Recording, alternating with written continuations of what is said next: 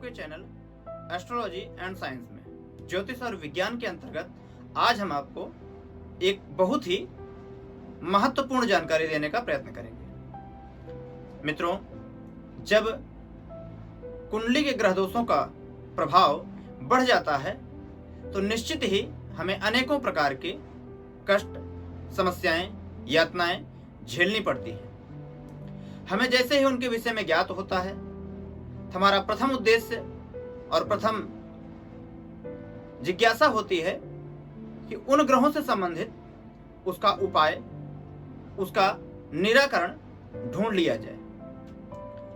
आज हम ऐसे ही कुछ रोचक तथ्य लेकर के आपके सामने प्रस्तुत हुए हैं। ग्रहों के उपाय के क्रम में इस कार्यक्रम के अंतर्गत आज हम आपको सूर्य ग्रह से संबंधित कुछ ऐसी महत्वपूर्ण जानकारी देंगे, कुछ महत्वपूर्ण ऐसा उपाय बताएंगे कि जिसके माध्यम से आप शीघ्र ही उस ग्रह के दोष से मुक्त हो जाएंगे और उससे संबंधित अनुकूलता और वृद्धि के मार्ग पर प्रशस्त हो जाएंगे।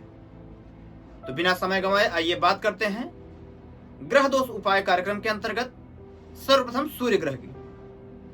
मित्रों, जब ग्रह दोष के अंतर्गत यह सूर्य ग्रह किसी अनिष्ट राशि, शत्रु राशि अथवा नीच राशि में जाता है तो निश्चित ही वह प्रलयंकारी अर्थात आपके लिए हानिकारक होता है। वह जिन जिन तत्वों का कारक माना जाता है, जैसे पिता, स्वास्थ्य में अगर देखा जाए तो हड्डी, मस्तिष्क, मानसिकता, आंख, प्रतिष्ठा, पद, श्रेष्ठता आदि स्थानों पर इसका पूरा प्रभाव होता है। यदि इनमें किसी प्रकार की कोई समस्या होती है तो निश्चित यह मान लीजिए कि आपके सूर्य ग्रह की स्थिति अनुकूल नहीं है। यदि आपका कॉन्फिडेंस लेवल वीक होने लगे, आत्मबल आपका कमजोर हो, तो ऐसी स्थिति में निश्चित ही सूर्य प्रभावी हो जाता है।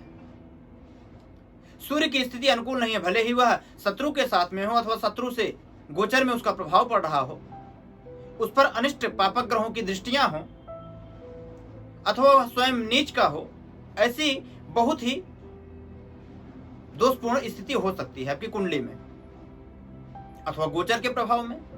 तो उसके निमित्त उपाय में अगर देखा जाए तो हम आपके सामने कुछ रोचक, कुछ महत्वपूर्ण उपाय लेकर प्रस्तुत हुए हैं। उपाय के क्रम में सर्वश्रेष्ठ जो माना जाता है वह होता है मंत्र का जप अथवा स्तोत्र का पाठ।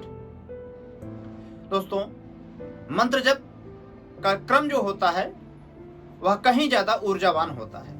मंत्र एक ऐसी ऊर्जा, एक ऐसा तरंग आपके आसपास, आपके वातावरण में फैला देता है जिसके माध्यम से आपके उस ग्रह से दोष से संबंधित निवृत्ति हो जाती है। तो सूर्य ग्रह का मंत्र, चाहे वैदिक मंत्र अथवा बीज मंत्र जो तांत्रिक मंत्र होता है, उसका आप जप कर सकते हैं। उसकी जप की अपनी एक निश्चित संख्या होती है। सूर्य ग्रह के लिए 7000 जप के विधान बताए गए हैं। लेकिन कलौ चतुर्गुणा प्रोक्ता, कलयुग में वह 4 गुना हो जाता है, अर्थात 28,000 की संख्या में यदि आप तांत्रिक मंत्र अथवा वैदिक मंत्र का जप करें तो निश्चित ही वह आपके अनुकूल हो जाएगा। परंतु जप की पूर्ति तभी होती है जब उसके दशांश उसका हवन हो, अर्थात उसका दशांश आप हवन करें, तर्पण उसका दशांश, मार्जन उसका दशांश और उसका दशांश भोजन ब्राह्मण का यदि करवाएं तो जप की पूर्णता मानी जाती है। अर्थात जप की पूरी संख्या, उसका दशांश हवन, उसका दशांश तर्पण, उसका दशांश मार्जन और पश्चात उसका दशांश ब्राह्मण भोजन अथवा भुक्त जनों के लिए भोजन आदि की व्यवस्था बनाई जाए, तब उस जप की पूर्णता मानी जाती है। तो आप वैदिक अथवा तांत्रिक मंत्र के जप के माध्यम से भी एक उपाय कर सकते हैं। इसी क्रम में भगवान सूर्य नारायण को आप जल दे सकते हैं। स्तोत्र का पाठ कर सकते हैं। स्तोत्र में सबसे श्रेष्ठ माना जाता है आदित्य हृदय स्तोत्र। हम आपको नीचे डिस्क्रिप्शन में जरूर दे देंगे लिंक, जिसमें आप आदित्य हृदय स्तोत्र का पाठ स्वयं भी कर सकते हैं अथवा श्रवण कर सकते हैं। साथ ही आप सूर्य ग्रह के उपाय के अंतर्गत सूर्य कवच का पाठ कर सकते हैं, चाक्षुषी मंत्र का पाठ कर सकते हैं, सूर्य के 108 नामों का स्मरण कर सकते हैं, जप कर सकते हैं अथवा दैनिक श्रवण कर सकते हैं, सूर्य के 12 नाम का नमस्कार कर सकते हैं। तो ये सब सूर्य के लिए सर्वश्रेष्ठ उपाय माने जाते हैं। दोस्तों, अन्य उपाय के अंतर्गत अगर देखा जाए तो दूसरे क्रम में व्रत आता है। अब आप सूर्य के लिए और क्या उपाय कर सकते हैं? तो रविवार का आप व्रत कर सकते हैं, परंतु स्मरण रहे रविवार के व्रत में नमक का सर्वथा त्याज्य होता है, नमक नहीं खाया जाता है। साथ ही इसके और भी कुछ नियम होते हैं। सूर्यास्त के पूर्व ही आपको जो भी फलाहार आदि ग्रहण करना है वह आप ग्रहण कर सकते हैं। सूर्यास्त के बाद भी इसमें किसी प्रकार का फलाहार या ऊर्जादायक व्यवस्था नहीं ग्रहण करनी चाहिए। जल के लिए निषेध नहीं है, जल पी सकते हैं। यदि संभव हो तो जल का भी त्याग करें, वो सर्वश्रेष्ठ होगा। सूर्य के उपाय के लिए एक निज कर्म बड़ा श्रेष्ठ कारक माना जाता है। यदि आप सूर्य के उपाय के अंतर्गत प्रातः काल ब्रह्म वेला में उठें, यह सूर्य का सर्वश्रेष्ठ उपाय माना जाता है। सूर्योदय के पहले आपका जागरण होना भी सूर्य का उपाय माना जाता है।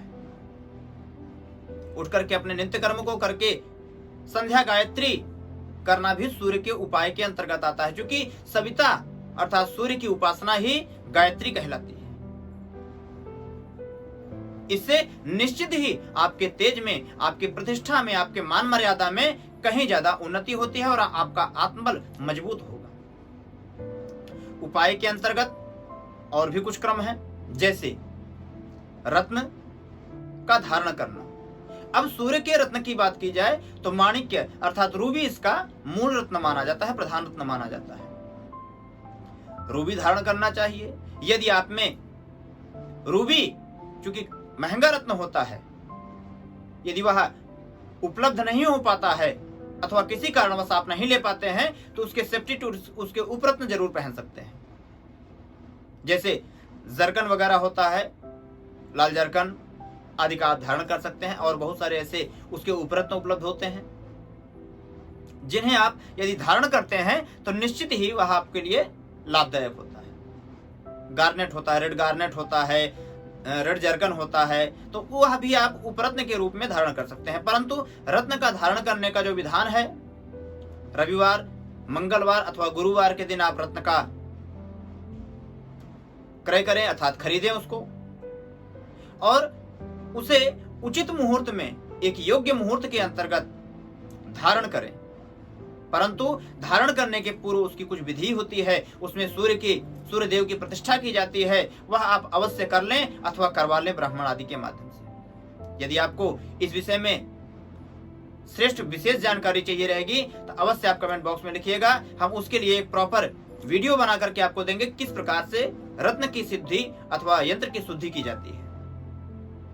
तो उसे शुद्ध करके आप धारण कर सकते हैं। अनामिका उंगली अर्थात रिंग फिंगर में, राइट हैंड के रिंग फिंगर में धारण किया जाता है। इस प्रकार से आप रत्न धारण करके भी ग्रह अर्थात सूर्य ग्रह का उपाय कर सकते हैं।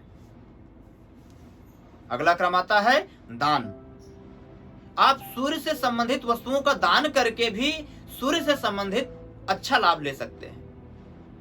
अब उससे संबंधित दान की वस्तुएं क्या हैं? जो रक्त कलर की, जो लाल कलर की वस्तुएं होती हैं, रक्त वर्ण की वस्तुएं होती हैं, निश्चित रूप से वह सूर्य से संबंधित वस्तुएं होती हैं। उसका आप दान करिए और उसके माध्यम से भी आप लाभ ले सकते हैं। जैसे लाल वस्त्र होते हैं, लाल फल होते हैं, लाल मिठाइयां होती हैं। लाल वर्ण के बहुत सारे ऐसे क्रम होते हैं, जैसे मसूर की दाल होती है, रक्त लाल चंदन होते हैं, कुमकुम आदि। तो इन सब का यदि आप दान करते हैं तो भी सूर्य के उपाय के अंतर्गत श्रेष्ठ माना जाता है और इससे निश्चित रूप से सूर्य ग्रह आपके लिए अनुकूल होता है। इसी क्रम में यंत्र बड़ा महत्वपूर्ण विषय है मित्रों। सूर्य का यंत्र भी यदि आप धारण करते हैं तो वह भी अत्यधिक महत्वपूर्ण माना जाता है, श्रेष्ठकारी माना जाता है। सूर्य का यंत्र जिसकी गणना संख्या 15 की होती है। आप इसके लिए भी कमेंट बॉक्स में जरूर लिखिएगा। अगर आपको चाहिए तो मैं प्रत्येक यंत्रों को बनाने की विधि और पूरे क्रम को आपको अवश्य बताऊंगा। वह आप बना करके अथवा किसी ब्राह्मण के माध्यम से बनवा करके आप उसे भी अपने बाह में अथवा गले में धारण कर सकते हैं। इससे भी सूर्य ग्रह की अनुकूलता होती है। सूर्य से संबंधित जड़ अर्थात जो आक होता है, मदार, श्वेत मदार जो होता है, उसकी जड़ को यदि आप शुद्ध पूर्वक मुहूर्त के अनुसार लेकर के धारण करते हैं तब पर भी आपको अनुकूलता मिलती है, जिसे अर्क भी कहा जाता है। अर्क की जड़ को यदि आप धारण करते हैं तो निश्चित रूप से सूर्य की अनुकूलता प्राप्त होती है। तो इस प्रकार से इतने सरल सरल उपाय आपको बताए गए।